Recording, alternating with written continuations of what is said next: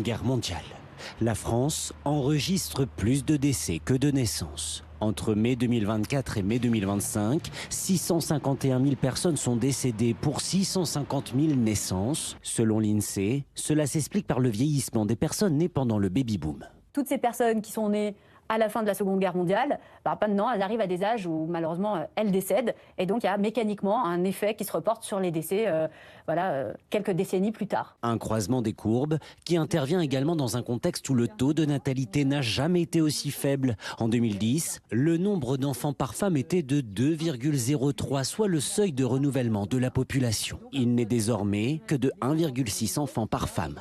Le phénomène s'est accéléré ces dernières années. La nouveauté, c'est que cela arrive plus tôt que prévu. On planchait plutôt sur le fait que ça allait arriver en 2035.